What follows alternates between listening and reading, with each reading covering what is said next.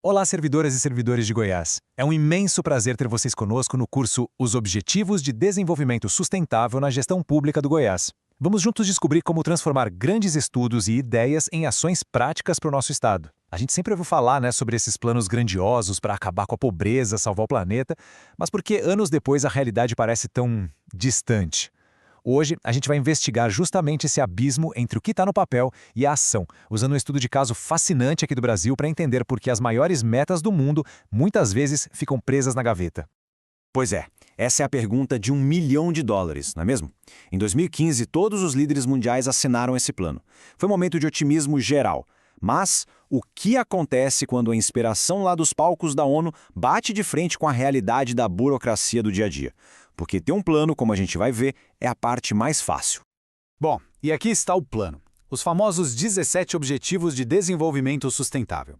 É basicamente um mapa do tesouro para um mundo melhor. Acabar com a fome, garantir educação de qualidade, proteger os oceanos. É uma lista de desejos completa. Sem dúvida, o plano mais ambicioso da história. Mas, como a gente sabe, inspiração não paga boleto nem constrói escola, né? E é exatamente aqui que a nossa análise começa de verdade. Vamos sair um pouco dos grandes palcos globais e descer para o chão de fábrica da política. Ou seja, para os escritórios, para as repartições do governo, que recebeu a missão de transformar essas 17 grandes ideias em realidade. Olhem bem para esse número. Ele é o nosso ponto de partida, 54,8%. Numa pesquisa de 2017, essa foi a porcentagem de servidores públicos federais no Brasil que ou nunca tinham ouvido falar da Agenda 2030 ou não viam como ela se aplicava ao seu trabalho. Pensa só, mais da metade do pessoal responsável por executar o plano nem se sentia parte dele. É impactante. E esse gráfico aqui detalha ainda mais o problema. O mais curioso é quando a gente soma as partes, né? Quase 28% disseram que nem conheciam a agenda. Se a gente junta isso com quem não sabia se influenciava ou achava que não influenciava em nada, o resultado é uma desconexão gigantesca entre o plano global e quem está na ponta para fazer acontecer. E essa frase, gente, ela foi tirada de uma entrevista real no relatório que a gente está usando como base, e ela resume tudo. Existia essa percepção de que os ODS eram algo de fora, uma coisa imposta pela ONU, sabe, quase como um dever de casa, e não como uma parte central da missão de cada um ali. Certo. Então, por que essa desconexão toda acontece? O primeiro grande diagnóstico aponta para um problema clássico de qualquer organização gigante: a coordenação. Ou melhor, a falta dela. Como é que se faz para todas as engrenagens do governo girarem na mesma direção, para o mesmo lado? Para uma agenda tão complexa como a dos ODS, a gente precisa de dois tipos de cooperação funcionando bem. A primeira é a horizontal. É quando, por exemplo, o Ministério da Educação precisa conversar com o da Economia. A segunda é a vertical, quando o governo federal precisa se alinhar com os estados e os municípios. As duas são cruciais e, vamos combinar, são dificílimas de conseguir. O ponto aqui é que a própria estrutura do governo muitas vezes cria barreiras. Os ministérios viram feudos, comunidades fechadas. A forma como os governos são montados pode dificultar políticas integradas e os departamentos acabam competindo entre si por verba e por visibilidade, em vez de trabalharem juntos. Isso é o que a gente chama de problema do silo.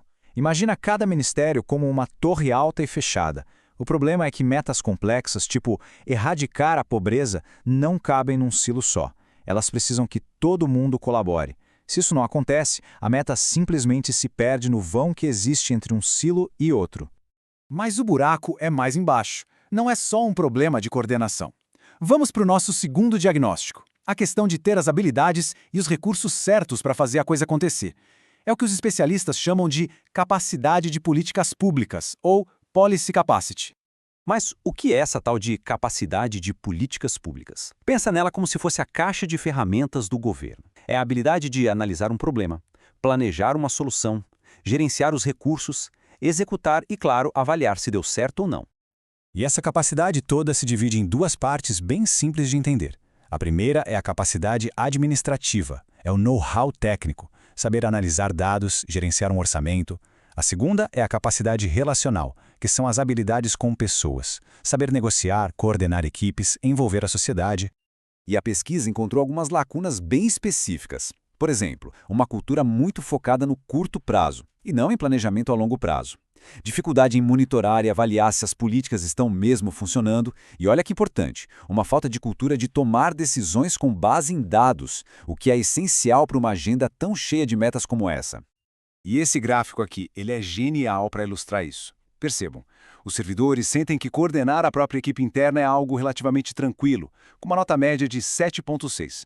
Mas, quando o assunto é uma tarefa administrativa-chave como definir indicadores, ou uma tarefa relacional como mobilizar gente de fora, a percepção de dificuldade aumenta muito. Agora, vamos dar um passo atrás.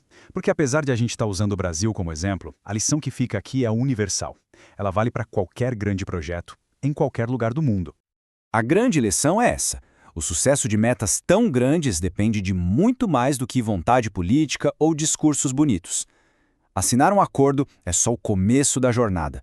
É o apito inicial do jogo, não o final. O verdadeiro trabalho não é o da assinatura. É o trabalho de formiguinha, de construir a musculatura do governo para conseguir executar o plano. É preciso investir de propósito em ferramentas, em treinamento, em colaboração. É um trabalho de bastidores. Menos glamuroso, eu sei, mas é o que de fato transforma a visão em realidade. E a gente encerra com essa pergunta, que resume o dilema todo. E isso nos toca diretamente. Para você, da Secretaria de Educação, por exemplo, isso significa que não adianta ter uma meta linda de educação de qualidade se não construirmos a capacidade de planejar em conjunto com a saúde, com a assistência social.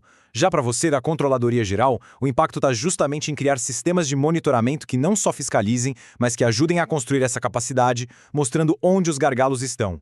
Todo esse nosso bate-papo foi um resumo inspirado nas ideias de um estudo fundamental sobre a percepção e implementação da Agenda 2030 no Serviço Público Federal Brasileiro. Para saber mais e acessar ferramentas práticas, a dica é explorar os conteúdos complementares que a gente preparou aqui no nosso curso. Contamos com a sua energia para fazer a diferença. Um forte abraço e até breve!